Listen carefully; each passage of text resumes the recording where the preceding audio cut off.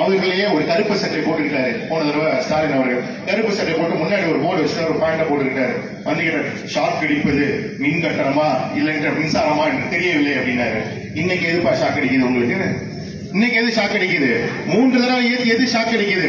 இன்றைக்கு ஷாக் அடிப்பது மின் கட்டணம் ஷாக் அடிக்கிறது என்று சொல்லி பருப்பு பாமாயிலை கூட மக்களுக்கு சேர்க்கக்கூடாதுன்னு சொல்லி இந்த மோசமான ஆட்சியை வீட்டுக்கு அனுப்புவோம், வீட்டுக்கு அனுப்புவோம், வீட்டுக்கு அனுப்புவோம் அண்ணன் எடப்பாடியார் தொடர்ந்து பொருளாக ஒழித்துக் கொண்டிருக்கிறார். இன்னைக்கு 30 நாள் கடந்த எல்லாம் எடுத்து பாருங்க.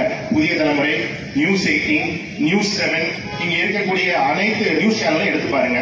30 நாள்ல இந்த நடந்த எல்லா விஷயங்களும் எடுத்துக்கிட்டு ஒரு நாள் சட்டம் ஒழுங்கை பத்தி பேசியிருப்பாங்க, ஒரு நாள் கள்ளச்சாராய சாவை பத்தி பேசியிருப்பாங்க, ஒரு நாள் அதுக்கு அடுத்து இருக்கக்கூடிய ஆம்ஸ்ட்ராங்குடைய மரணத்தை பத்தி பேசியிருப்பாங்க, ஒரே ஒரு நாள் மற்ற ஏதாவது விஷயத்தை பத்தி பேசுவாங்க. மற்ற 26 நாள் என்ன பேசுவாங்க?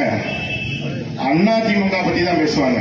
அதிமுக பத்தி பேசுறது மட்டும்தான் இவர்கள் கொடுக்கப்பட்ட வேலையாக அவங்க செய்து கொண்டிருக்கிறாங்க.